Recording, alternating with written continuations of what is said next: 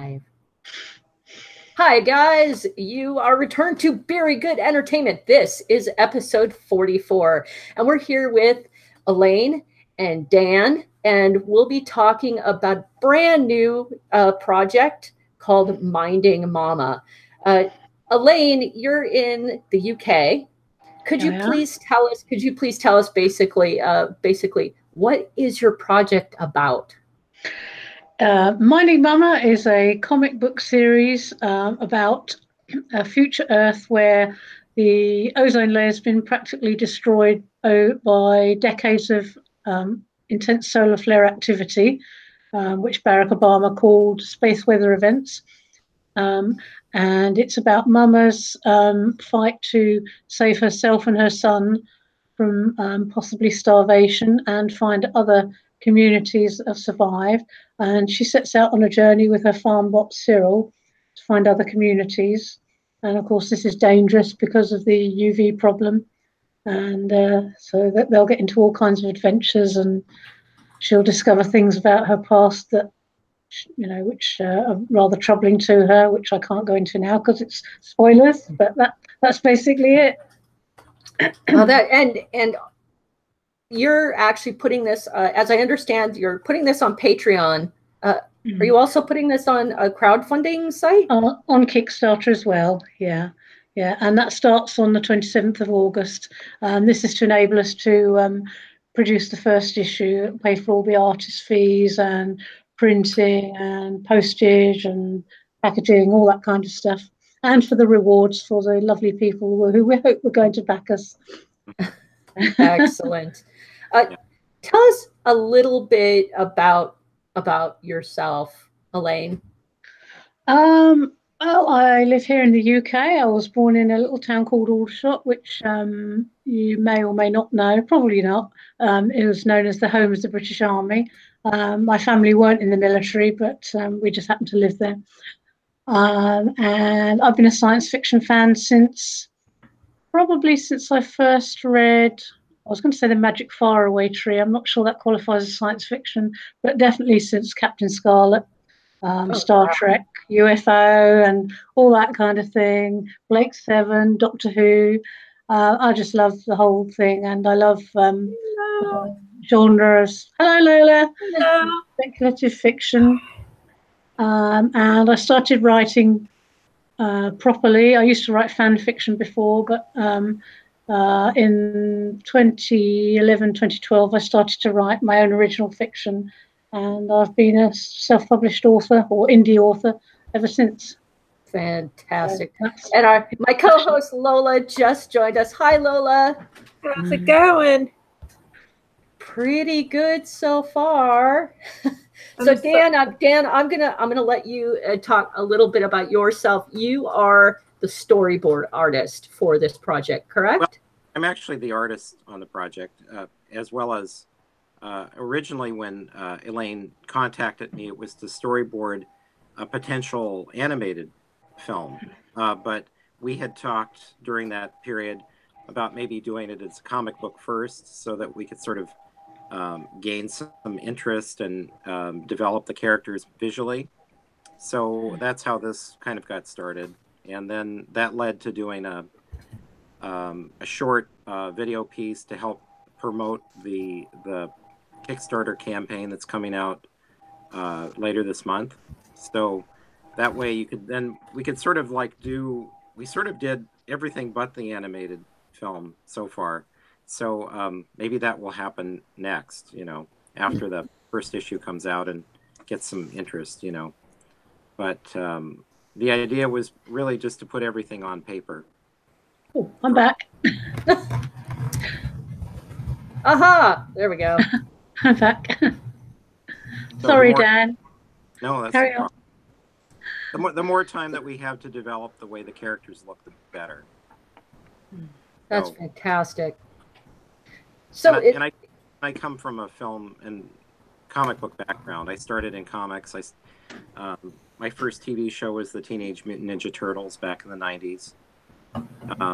I worked for a lot of different ad agencies. I worked for Adidas and Nike, who are here in Oregon, Portland. and I've worked on many films since then. I worked on Lean on Pete that just came out several months ago to the theaters. So I'm involved in a lot of media. Fantastic. You did that. It sounds like you guys were really well suited to really join up for this project. Did you, when Elaine first described the project to you, could you actually see it in your head? Absolutely, because as a storyboard artist, I'm typically given a script and pretty much before most of the crew, and I have to visualize it just to see what it is I could potentially be drawing. So it's very easy for me to essentially have seen a movie before it's come out, because I've read the script and I can visualize I have to visualize what's happening. So it's the plus of being a storyboard artist. Yeah. Well, so. because it's very good entertainment, we wouldn't be very good unless we had some beer. I have beer. Lola, do you have beer? Well, I'm still drinking my sweet baby Jesus. Sweet baby Jesus. Duclaw does wonderful things with. They do. The greatest names. I just love it. It's such a good beer. It's peanut butter and chocolate, and it's so good. But I've got one of the ones that Cy from our last show, he sent me. This is from San Diego. He sent me a few Modern Times, and they've all been very good. This one is a coffee stout, which means I'm going to be bouncing off the world. So everybody get ready, because I'm tired now, but I'm going to be like crazy and talking a mile a minute and all that stuff. So I'm going to open this and see. I probably won't make it through the whole beer. I'll probably just be like, I can't do it anymore. But they've all been really good. I'm very excited to drink this. Ooh, I just spilled it too. Nice. I know you're supposed to put it in a glass, but I'm too tired to go get a glass. So I'm just going to drink it like this. Canned beers are just as good out of the can. I like it a little cold. I know that you're supposed to have it like, closer to room temperature for the flavors to come out. But I'm too tired to be pretentious. I just want to drink it. That's all I want to do. I'm just going to drink the dang thing. I'm going to drink it so fast I won't taste it anyways. Oh, this is really good.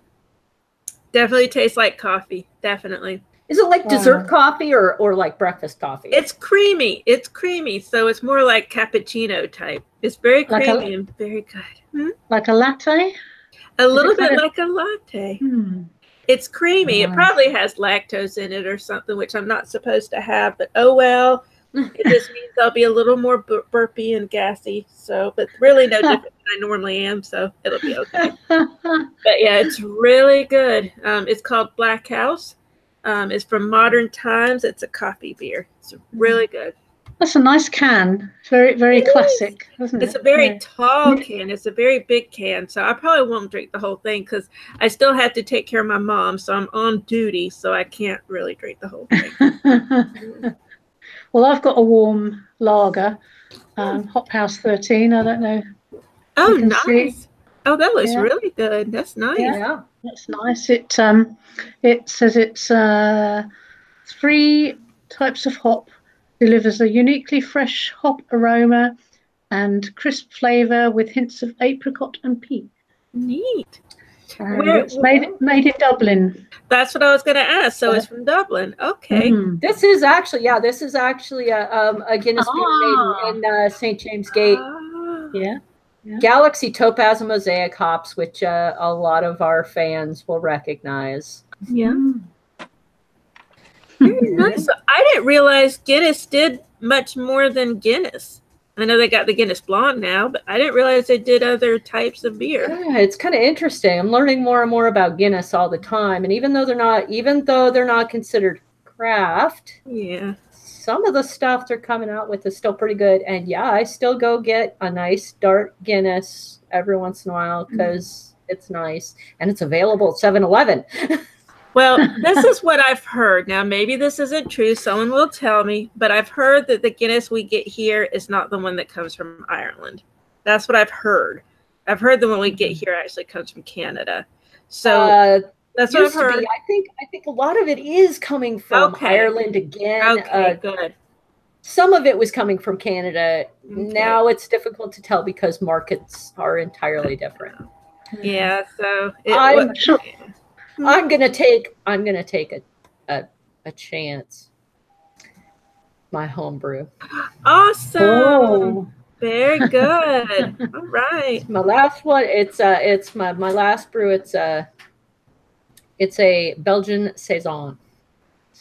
Very nice saison. It's only been in the bottle 6 days and it popped. I was gonna say. Got carbonation. Yep. Let's see. Oh. Look at that. It's very cloudy. The delightful orange on that. Very pretty. Yep. Belgian. Is it tart? No, actually it's quite banana-y, and I have to share with the producer because you got to feed your producers. Right, because it's not getting paid. Yeah, banana, peppery notes, very Belgian, and I used imperial yeast, high imperial yeast. So it turned out very nice. Belgian in the heat, great idea. Great home brew. I like it. Pat myself on the back. Very good. Very awesome. My husband Graham loves Duvel, which I believe is a Belgian lager. We get that over here. Yeah, we get Duvel. Yeah. Very nice. They comes in those nice glasses, sort of bell-shaped glasses. Big one, yeah. We have a store. I have one. I don't know if you have one, Linda. You probably have one, Dan, called Total Wine, and it's like the Toys R Us for adults. And I go in there and I'll spend an hour. They've got everything. They've got shelves and shelves of beer, and I just go in there and I'm so happy. I'll cry a little bit, and I always end up spending $100 or more. I remember the last time I went. The lady was like, you having a party? And I said, no, it's just for me. And she was like, oh. I said, well, it lasts me like a month. And then she said, I think you're going to need a box. And I said, yes, I will need a box. Well, Oregon is kind of Oregon is known for its, microbrews. Yeah. We go back to the 70s, so we were doing it before most of the country. There's a chain of restaurants called McMenamins, and they actually have breweries on a lot of their different locations. So they're all over Oregon and Washington. So, Linda, is that? Yes. Oh, yeah. We have right? 2 McMenamins just down the street from us. It's fantastic, and each one is different. They're all very unique.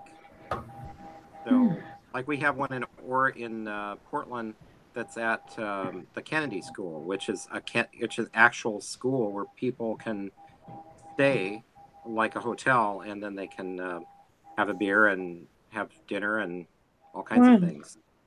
So fun. We'll have to visit before the apocalypse. Yeah. Yes, definitely. Oh, yes. After the apocalypse, we're going to hoard all the beer. We're going to make all the beer. Make all the beer. Hopefully, we'll have electricity. As long as the electricity lasts, we're going to make all the beer and hoard it. So talking about the apocalypse again, how much of the idea of the book is based in reality? I mean, is this a situation you guys could actually see happening?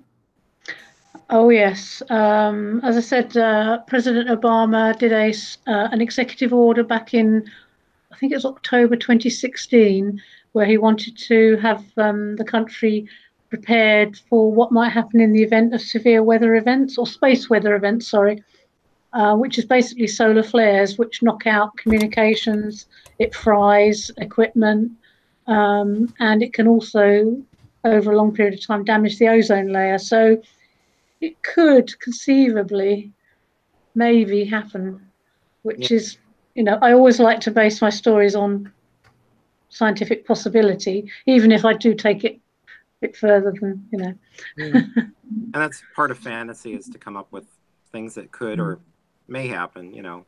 Mm. And just tailing on that I think we just launched the sun probe that's going to go around the sun, and we did this morning. Yes, we launched it this morning.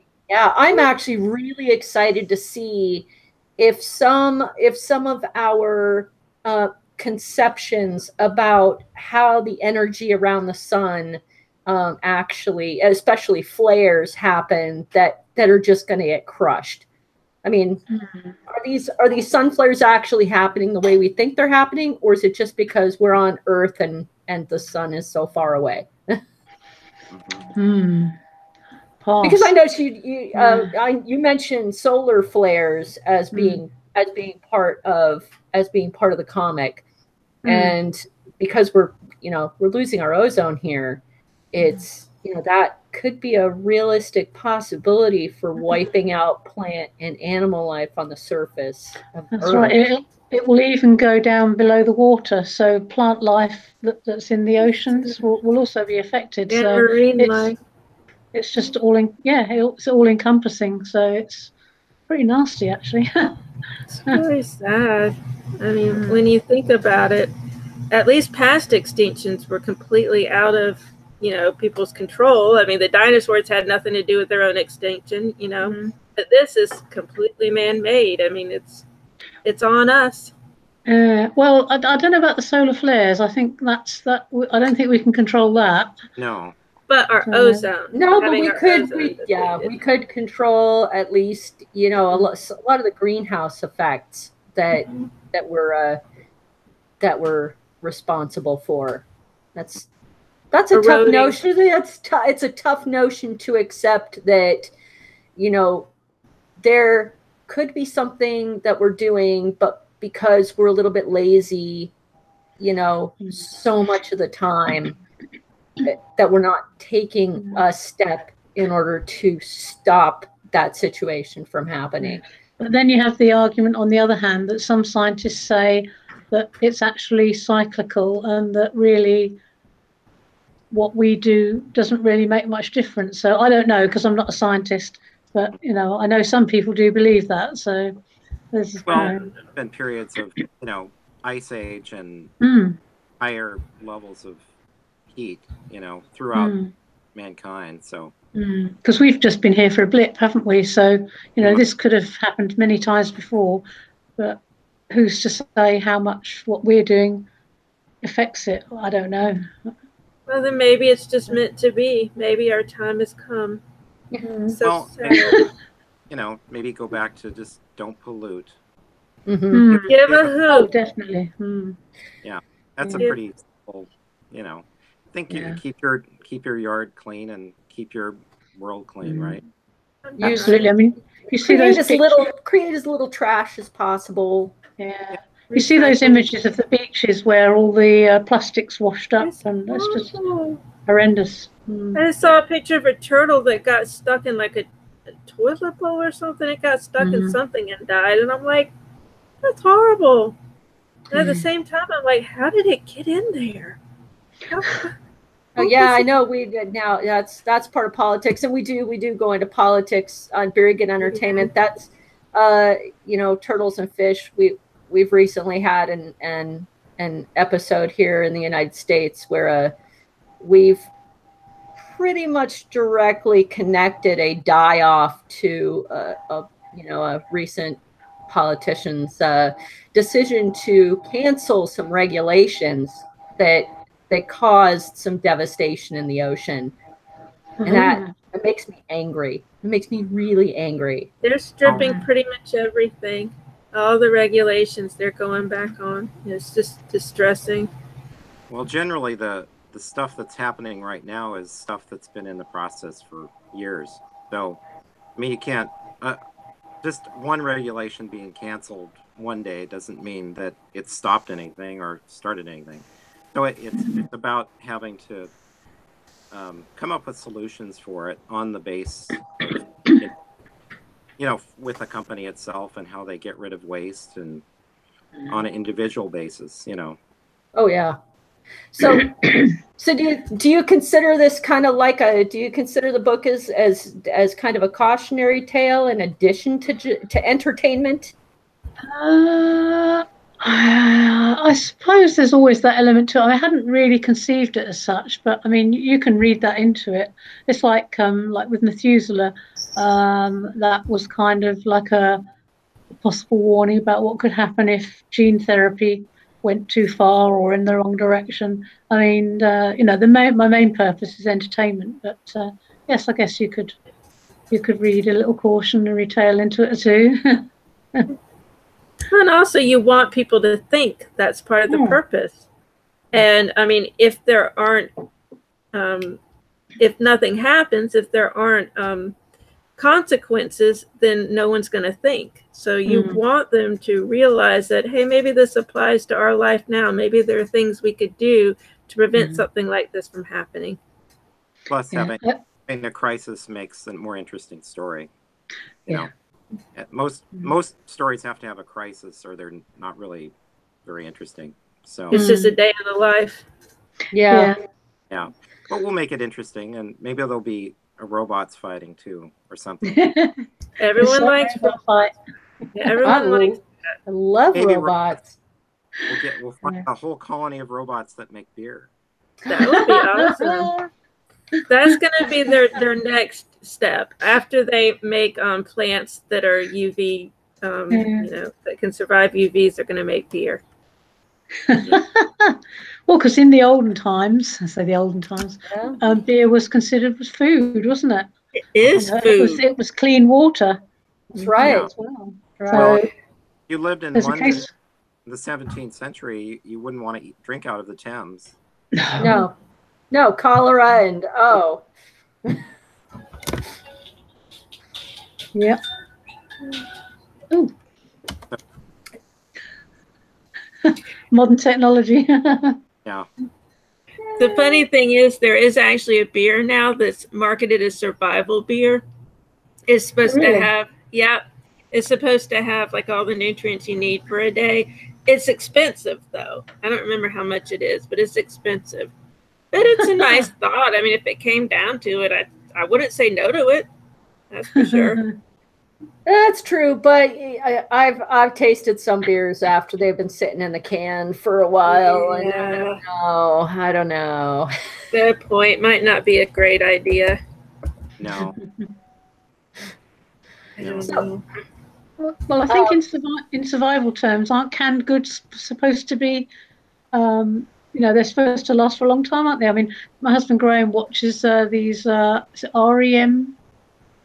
Maybe not REM. They're basically soldiers' survival packs, and there's this guy. Oh, MRE.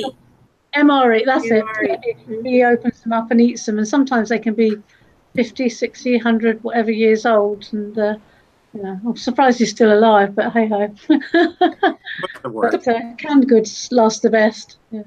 The problem with beer is that beer is always going to contain a little bit of bacteria, because the yeast doesn't completely die off. And also, we make it with hops so that it doesn't become, overly sweet. Hops is a preservative.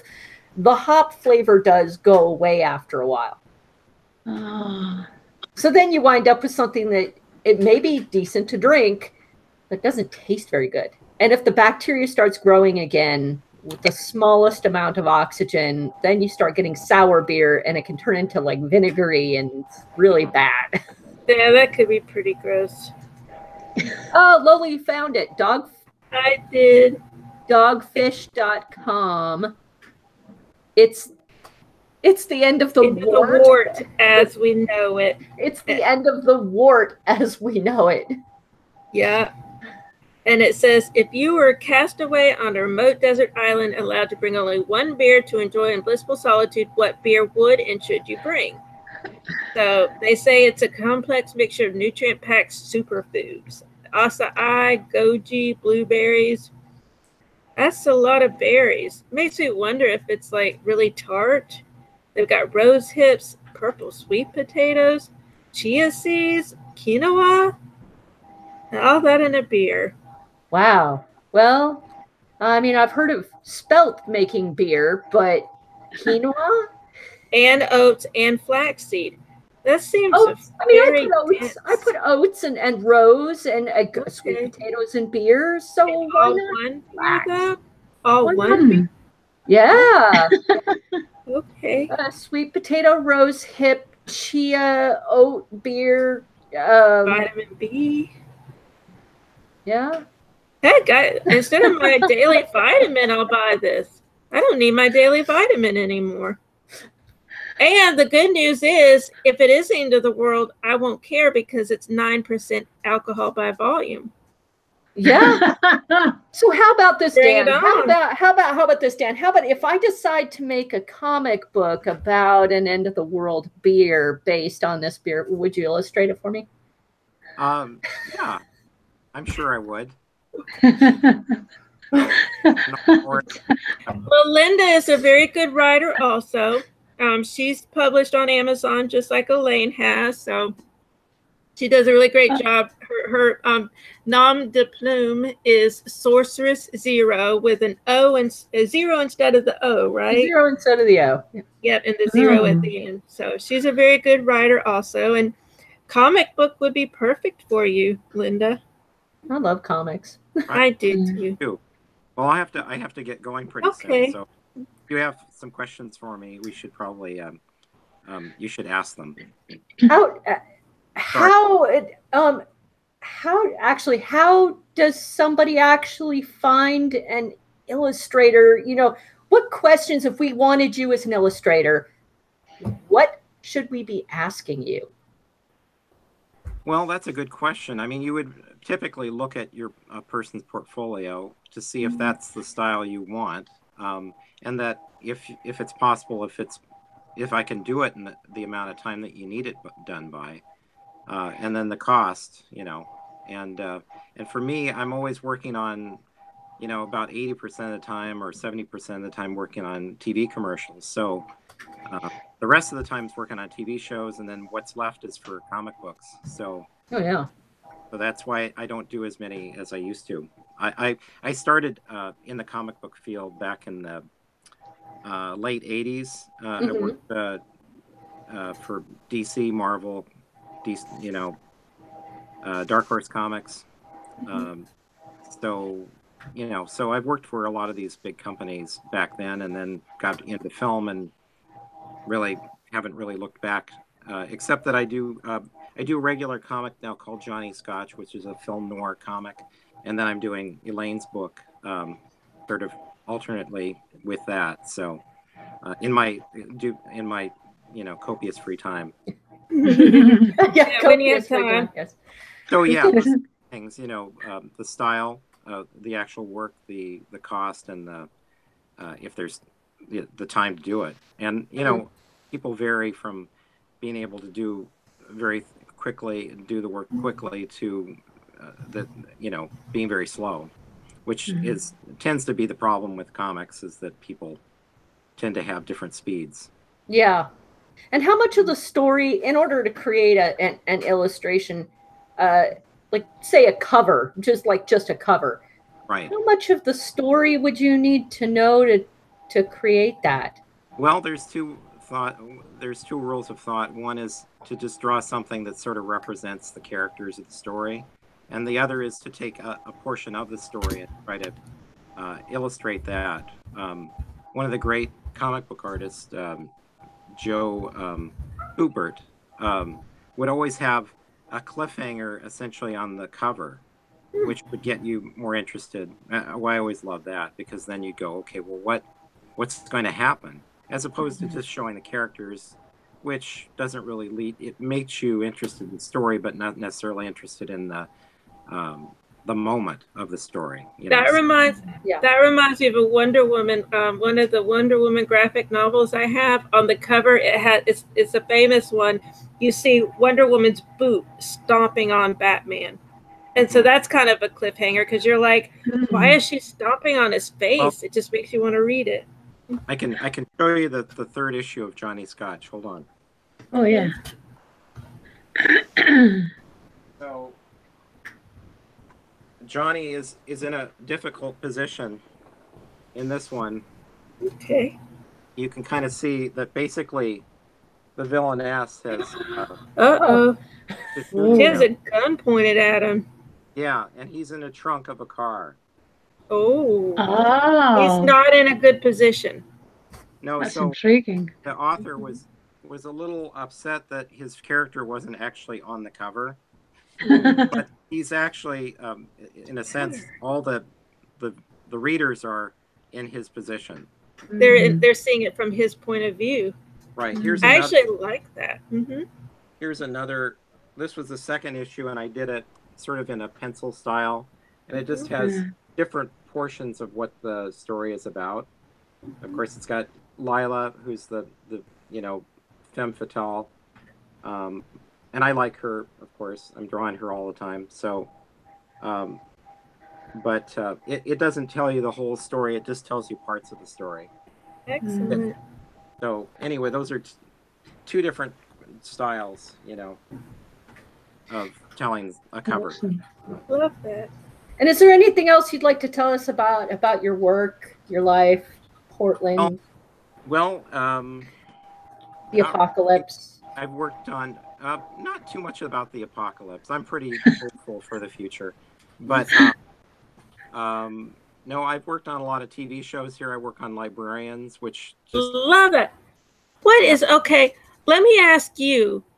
I know it was canceled, which broke my heart, and I cried. I really cried, and I threw a tantrum on Twitter. But on Comcast, there are only 5 episodes of the most recent season. Did it have a full season? Yes, it had a full 12 episodes, I believe. Well, then I'm going to have to do so. I guess I'm going to have to go and find it because Comcast only had 5 episodes, and so it just dropped off. All right, you answered my question. Thank you. Yeah, and then before that, I worked on Leverage. That was also a TNT show, and then worked on Grimm for 6 years. And love Grimm. And then now it's American Vandal for Netflix, and then like I said in the last podcast, I've got a Disney movie that is coming out that I worked on. So, but I've worked on a lot of movies here in Portland. That's kind of my thing. Yeah, Grimm was set in Portland. Was it also filmed in Portland? Yes, everything was done here. Even the animation was done here. That is so awesome. Go Oregon. Yeah. So we've had a lot of success with that. Have you ever tried to get a job for Portlandia? I don't know if they have storyboards. Well, their budgets were much lower. Yeah. So they don't usually think of that. So okay. I don't know. No, I didn't work on Portlandia. Love that show. I worked on most of the other shows though. Okay. Did you ever see yourself as one of the characters in Portlandia? I think I would be one of the ladies in the bookshop. Well, I have seen some people like that here, but generally, no. It's sort of a fictionalized version of Portland. I don't think it really exists. Yeah. It's more of a view of Portland from people who don't live here. Yeah. Is what I. So, anyway, yeah, it's much more relaxed and normal than that. Yeah. So. Well, Dan, I know your time is valuable. We really appreciate you coming on with Elaine. Well, and thank you so much. I'd be happy to come on again. That would be lovely. Absolutely, we would love to have you on again. Okay, terrific. Well, then, good luck, and we'll talk to you later. Absolutely. I'll speak to you soon, Dan. Take care. Bye, Dan. Thank you. Okay, bye-bye. Bye. And you can just X out of it. There he goes. Okay. Awesome. That was really cool. So Elaine, wow. Now, I know I heard you say that the comic was began as kind of a British desert type. Are there? Is there a specific spot in Britain that you're thinking of? Yes, I don't know it personally, but I just trying to think what I can say without giving too much away. There's a street that I grew up on in Aldershot, and there's a street by the same name in this location. And when you see the trailer, Cyril's giving out some coordinates, and if you actually look those coordinates up, it will lead you to a place in Croydon. Now, I don't know Croydon, but I just thought it was, I don't know, I just kind of like the synchronicity of it. So that's where they're supposed to be. But nobody who lives in Croydon now would recognise it because it's, well, you saw the dome in the picture. That's Croydon in Mother's time.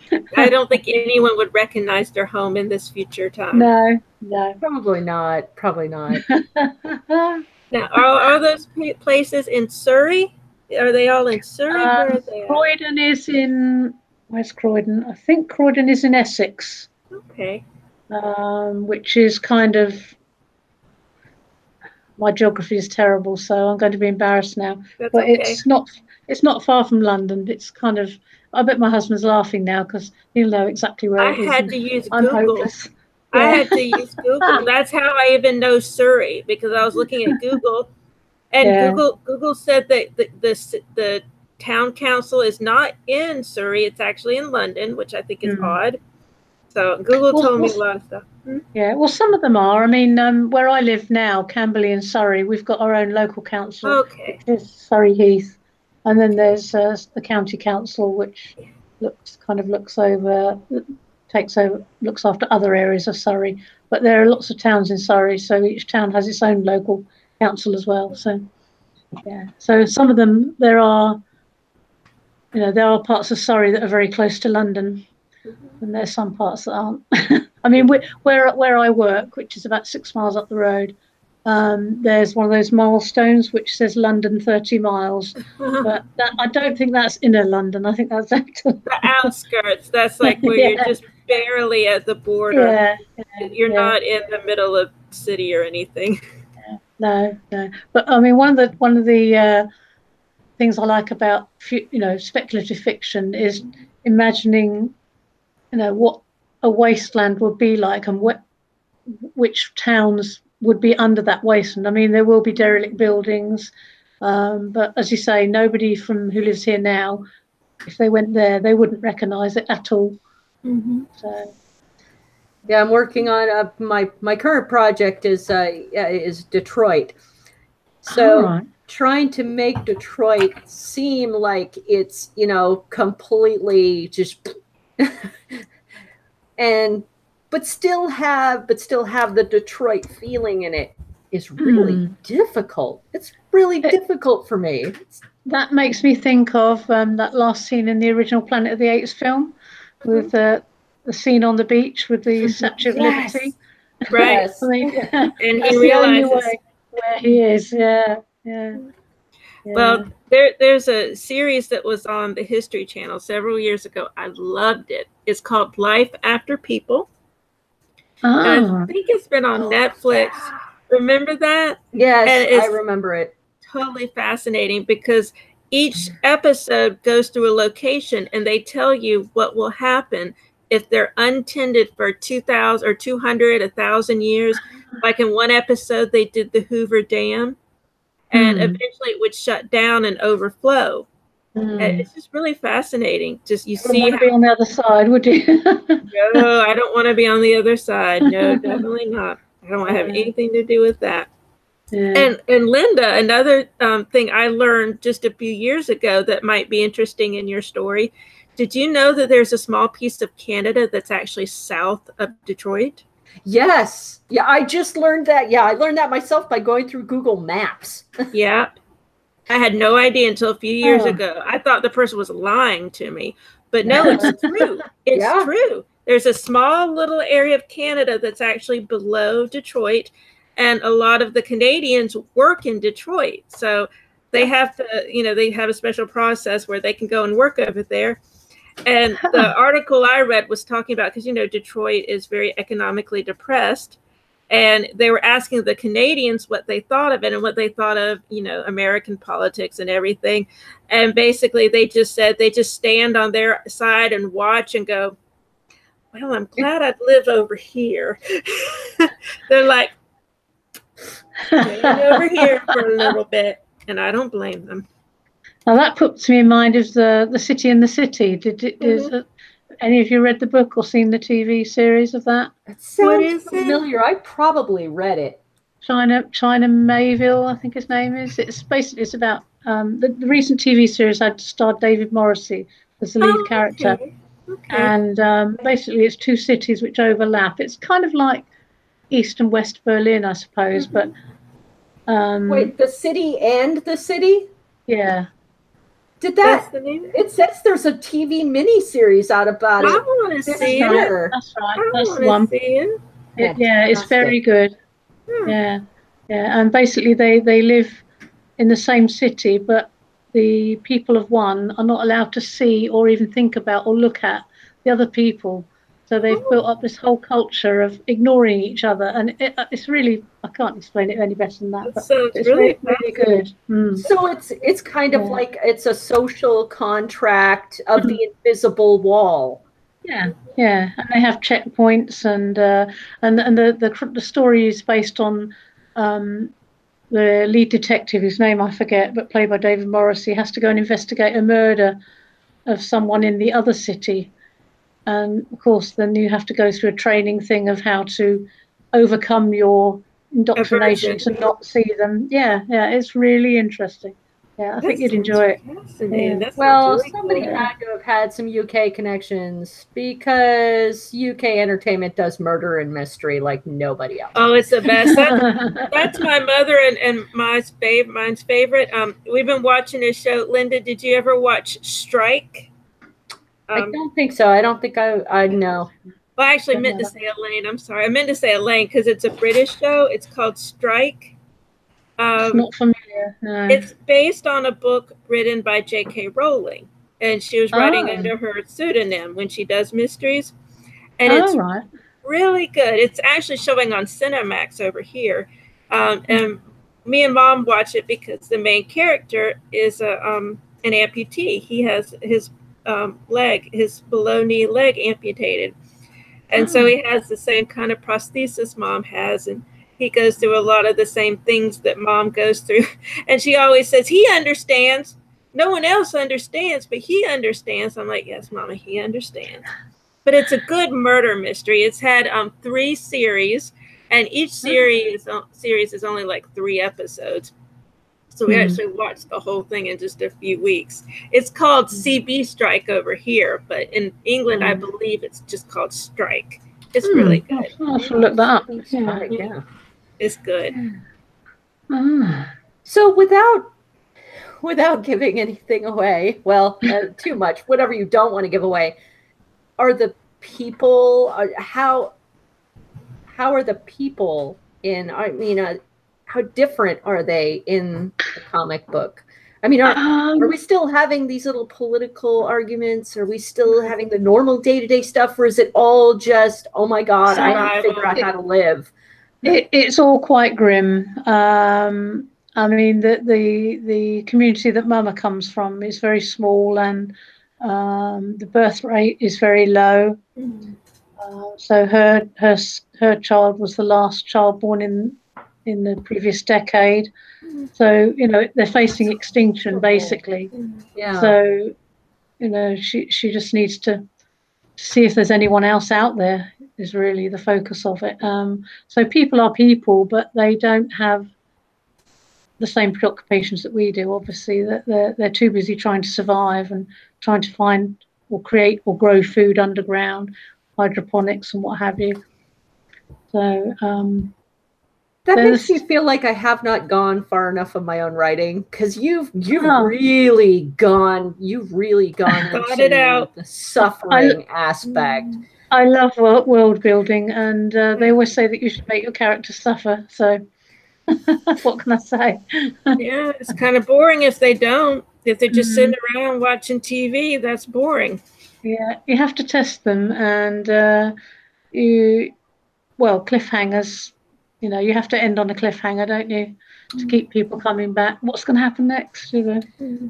Are we going to have well, if I have a cliffhanger in the comic book, I'm paying for another one. You have to. Although hopefully you won't make us wait too long. That would be mean.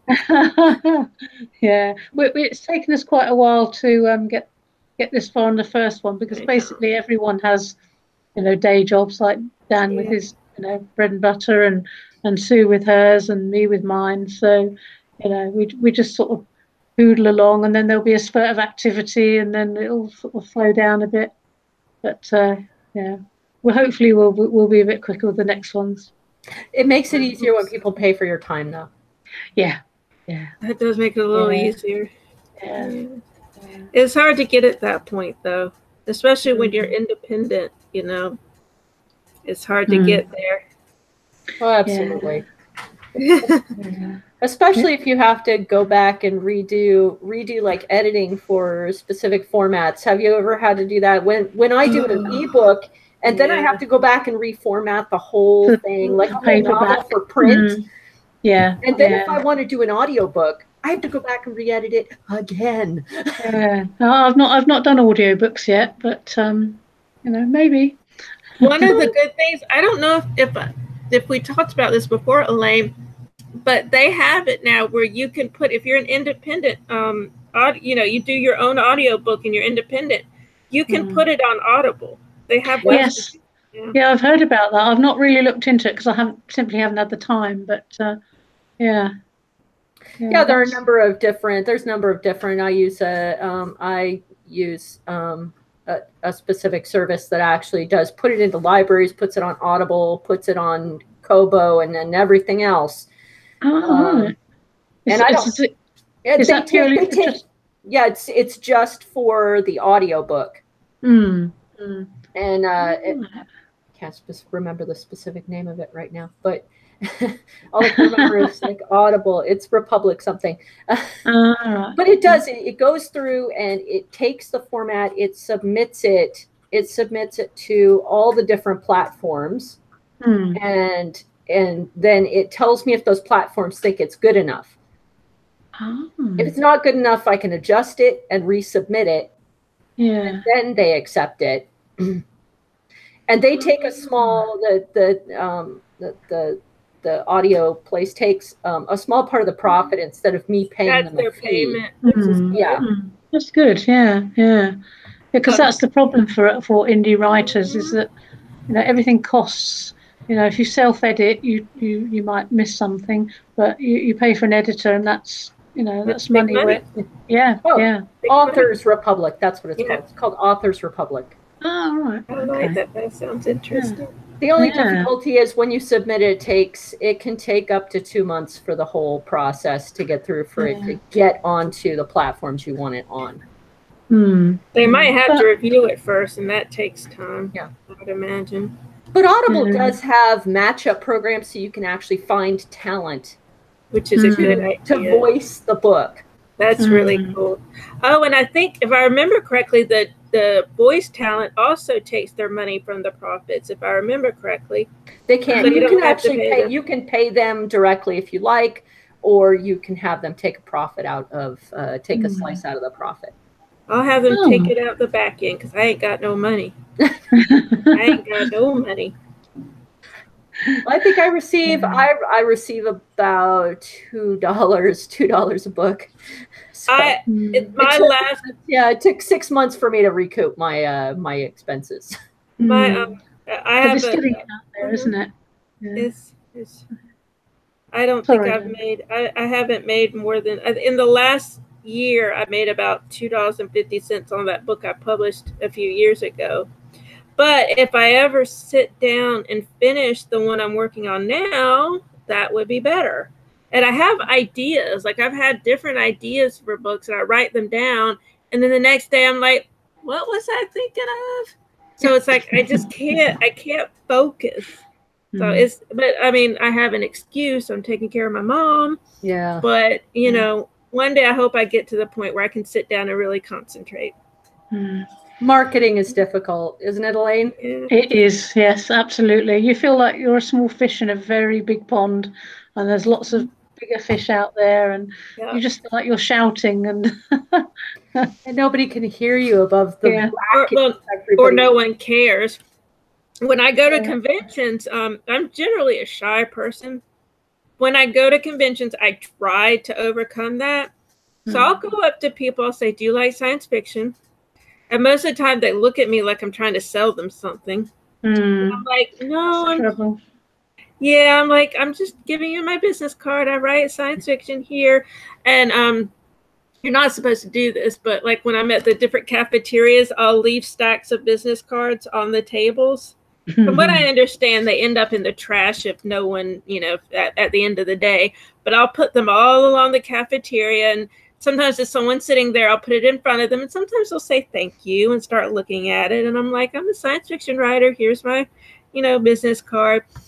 I mean, I'll get maybe 30 to 50 hits on the website from that. I think I've gotten one sale maybe, but at least I'm trying. I'm trying. I'm doing what I can, and that's important. Yeah, it's great when you're on a podcast. It's great, you feel like you're on top of the world. You get into a convention or a realistic space, and you just go. And you're at the bottom of the totem pole. Zero, and I wrote this book, and would you please read it? Well, and then, there are people up on the stage who have been writing for 30 years, and they've published 500 books, and they know all the greats and all that. And you're like, I self-published my book on Amazon. Ain't I cute? And they're like, no, you're not cute. Go away, little girl. So, you feel really dorky being like, I'm a writer too. But they started. No, that's all right. They started out too, didn't they? That's what you hope. Yeah. You hope they realize that. One day they were that little person, frightened to, And you hope they remember that. That's the hope. Not sure some of them do. But yeah, it's like so nice to connect with somebody who writes like some of the similar stuff. I have no trouble seeing some of the apocalyptic things you write about because in my head, I've looked at the West Coast and just gone, well, you wouldn't exist if the apocalypse happened. Yeah. Well, same thing with Florida. I mean, how long is Florida going to be here? Because the beach keeps eroding. I'm about 11 miles from the beach, and I'm like, I just want to hold on to my house as long as I'm alive. In 80 years or whatever, if Florida's gone, that's fine. I don't have children, so it doesn't matter to me. I just want to hold on as long as I'm here. I'm like, just let's keep going just for a little bit longer, okay? What would you miss the most, Elaine, if the apocalypse happened? Well, apart from family, of course, if you're talking material things, I guess the internet and I suppose the internet really. Books, maybe books even more so because because they'd all get frazzled, wouldn't they? Just civilization, really. I mean, I don't go camping or anything like that. I like my creature comforts. Me too. I like a bed. Yeah, there's not going to be many creature comforts in Mama's world. Nope. Exactly. I was actually thinking about it realistically, and I think I'd miss healthcare the most. Yes. I'd miss the ability to just say, well, there's a doctor down the road and they're really expensive, but at least I could go to them. I might have to mortgage my life, might have to mortgage my soul to go to the doctor, but at least I could go to the doctor. And there's no doctor. No, and think about how many people who rely on drugs just to keep them alive. The first time I got a severe toothache, I would be missing the dentist. I think that would be the first thing that affected me the most. When I got my first, I had a cavity and I wasn't able to fill it and I got a horrible toothache.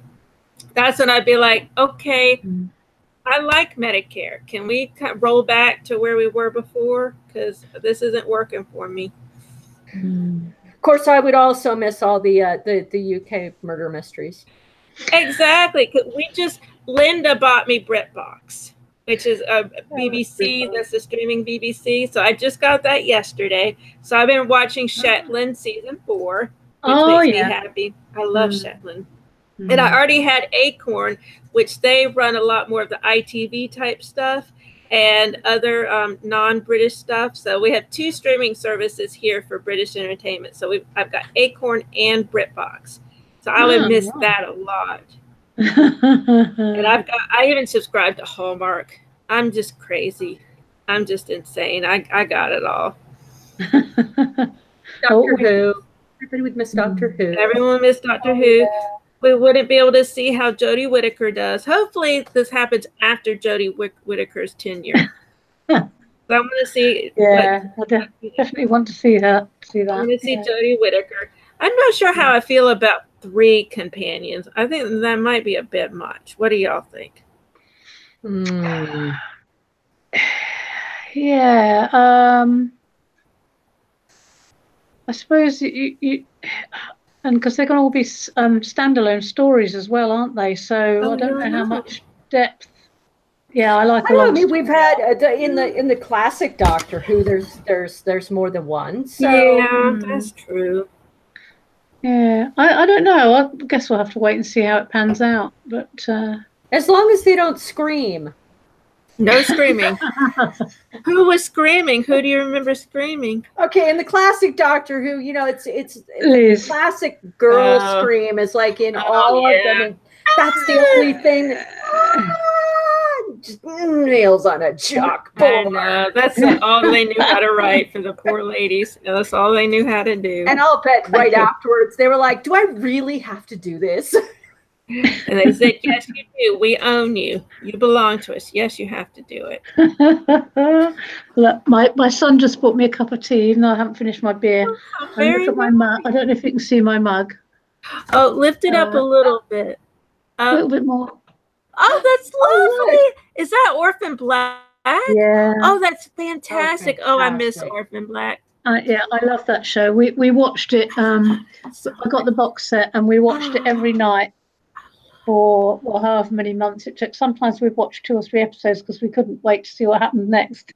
That's one of my favorite shows. Brilliant show.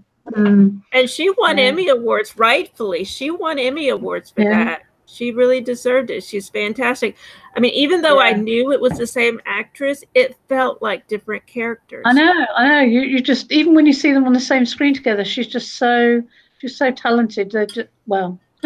Yeah, she's able to bring each character to its own life. They don't seem like each other. I mean, they really feel like different people.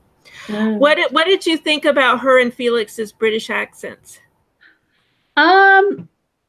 His was brilliant. Hers, I think, slipped occasionally. Okay. If I can remember rightly. But, I mean, they were both passable, certainly. But I must admit, the guy who played Felix, I didn't actually realise he wasn't British. That's great. Until I read his bio. So that's a great fantastic when somebody has a British accent. They're not British, but they can pull it off. I didn't realise he was American or Canadian or whatever he is. I can't remember, to be honest. He's Canadian. They're both Canadian. Oh, right. He's actually in a new show. I forgot the name of it, but I think it's like a medical or crime show or something. I think it's Take Two. My mom watches it, but I don't. But he's still got the accent. I want to hear him with his Canadian accent. His accent is so good.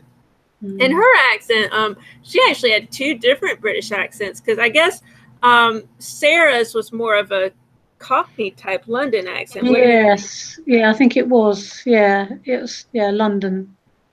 More like slang type accent. Yeah, I can't remember. Did she have another one? I can't remember. Rachel, the prim and proper. Oh yes, she was a bit posh, wasn't she? Yeah. That was very posh. She was very posh. Yeah. Well, I finished my beer, and I'm going to do a shout out to Pelican Brewing here on the Oregon coast. Nice. I've never heard of them. They're pre-prohibition cream ale. Okay. I found out cream ales are like they're such a good beer. Like you just want the flavor of nice beer. Is it like cream soda? It's basically soda with a little bit. It has like a softer edge to it instead of a harder edge like pale ale. Okay. Mm. I probably like it. It smells a little like lager. It smells like that beer smell, like Mm. That beer smell. beer smell, but it's nice and soft and it goes down really easy. Not a whole lot of hops to it, and Pelican does it fantastic. That's good when it's 100 degrees. You Oh, want yeah. it to go down smoothly. Absolutely. It was 100 yesterday and earlier today. What's it been over there? What's the temperature, Linda? A couple of days ago it was 97, 98. Today it is 77, which is like That's really better. nice. I wonder how, I mean, it's amazing how one day it's 97 and it goes down to 77. It's like, what happened? What was different? Well, we've just come out of a heat wave here in the UK. I heard about that. Yeah, I mean, there were some days when we were up in the low 100s. Mostly it was kind of 90, but it's very humid, which is the killer. You guys aren't supposed to have 100 degrees. I know. We're not used to it. No. I'm sure ponies were suffering like crazy over there. I bet the people were suffering. Do you have air conditioning? In the offices we do, but at home we just have the fans. So we don't have aircon in our houses mostly. So you go to the theater a lot when it hits 100? No. You're happy to go into work? Oh, yes, because it's cool there. Like, I'm willingly going to work. Work advertises. Come into work. We have air conditioning. We have aircon, yeah. That's actually a good strategy for them. Yeah, if it's really hot, have air conditioning. Come on in. It's cool in here. Well, we have a user submitted question from Caraltis. Oh, okay. Who's also the producer. Yep. Oh. He'd like to know, what are your biggest influences for Minding Mama? I would probably say, have you heard of a British TV series from the 1970s called Survivors? I've never heard of that. Oh, right. It was written by Terry Nation, who created the Daleks. Yes. And basically that was written in the apocalypse. It was a lab-created virus which went all around the world. I think it was a plague, if I remember rightly. And basically it killed off the majority of the population. And it was really good. And I think that was, I rewatched it again recently. And I mean, I think that was probably an unconscious influence because I hadn't seen it for many, many years when I wrote Minding Mama.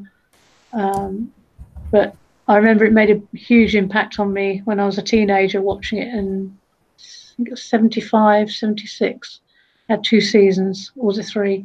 Anyway, however many, that was when it started. And that was a big influence, I think, on me. Probably what started my interest in post-apocalyptic scenarios. Is that really frequent for you to like watch something and then all of a sudden you're like, I should write that?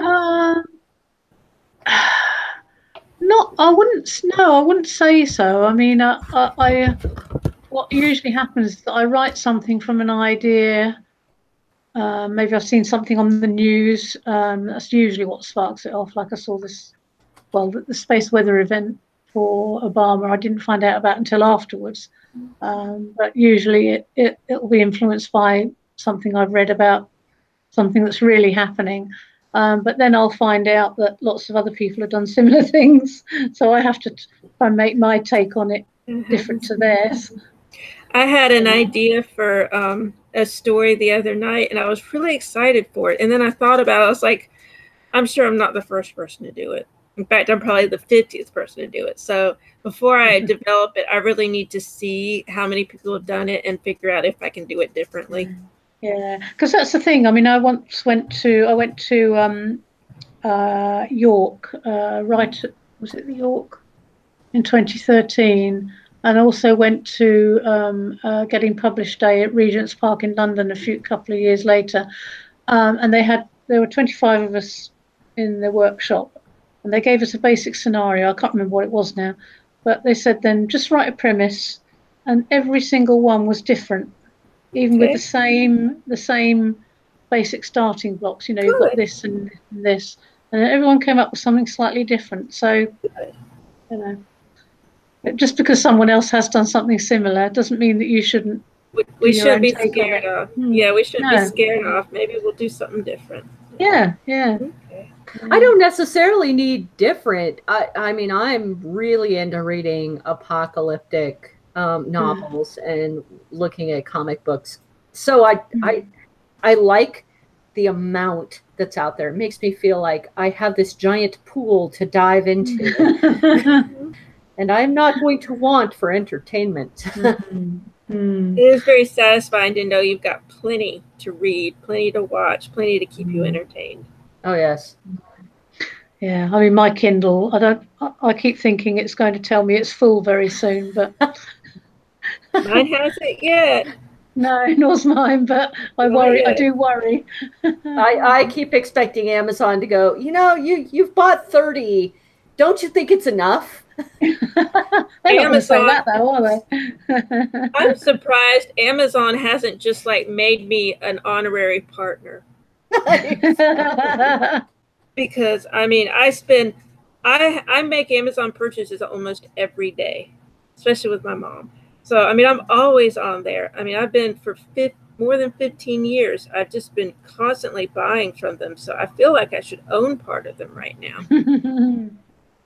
So where are you going to be marketing Minding Mama? Cons and where people can, you know, ambush you at a coffee shop. Well, I don't know about a coffee shop. I mean, we're hoping that we'll maybe get some copies into independent bookstores. I mean, I've got a whole list of them in the UK, but it's quite hard to approach them without a physical book. You know, we can't. If we give them a sample, then that's a sale we're not going to make. But we'll work on that. But we'll do it on Amazon, and we'll sell it at conventions and book fairs, wherever we can go with it, really. I'm not familiar with UK conventions. I mean, I'm familiar with the conventions here on the West Coast. What are some of the conventions you have there? Well, we have various Comic-Con conventions. I mean, there's one in London at the end of October, which is MCM Comic-Con, which we tried to get a table at and failed because they're so popular, you know. I suppose probably because we didn't actually have a comic we could actually sell this time, but maybe next year. And there are there aren't so many fan-run conventions like there used to be in the 70s that I used to go to, where you'd buy fanzines and things. They don't seem to be so popular. It's all online, you see. But there are also the London Film and Comic Cons at Olympia, which we're hoping to go to maybe next year.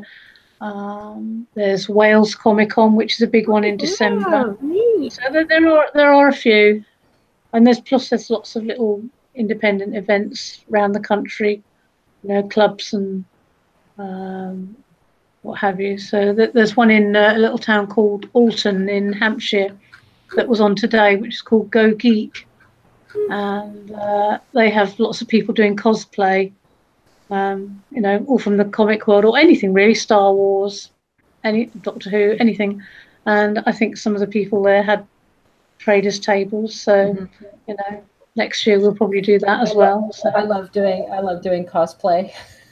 Oh yeah, with your hat, your Doctor Who stuff. My Doctor Who outfit is right. That's the first cosplay I ever did. It was really good. Yeah. It's really fun. So who do you cosplay? What characters? Well, let's see. Doctor Who was my first one.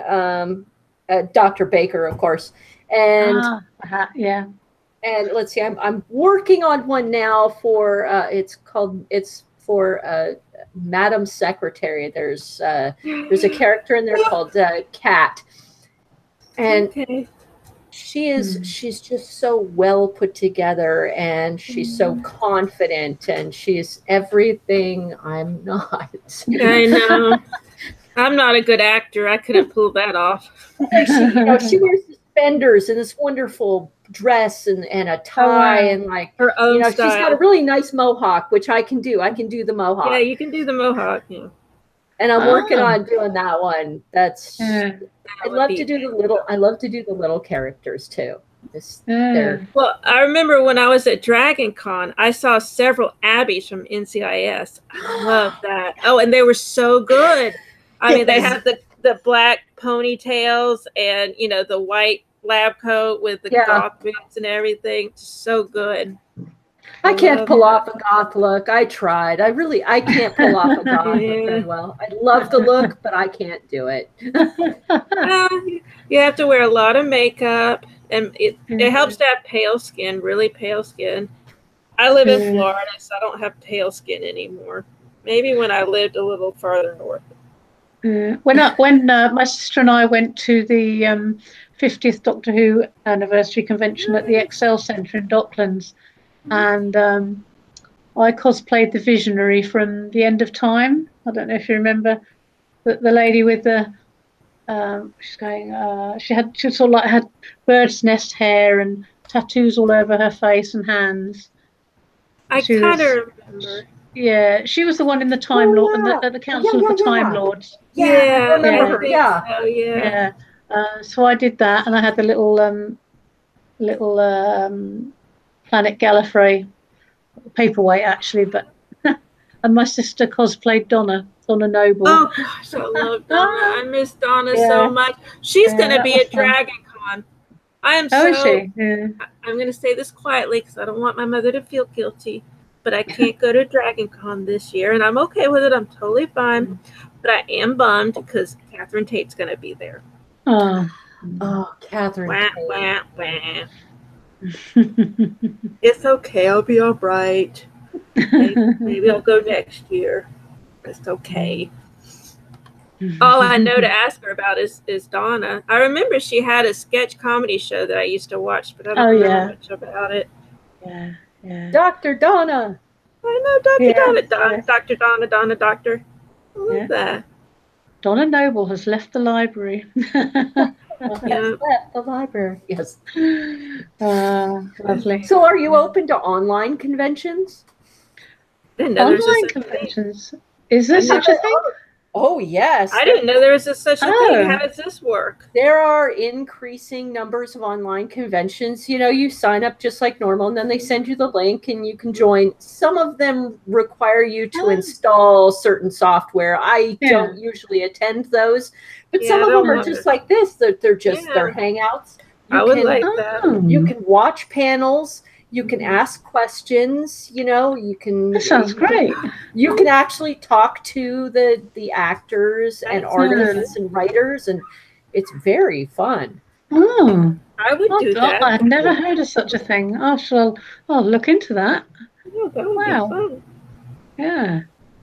Goodness. Well, one of the things that Dragon Con started doing, which makes me happy, they stream a lot of the panels online.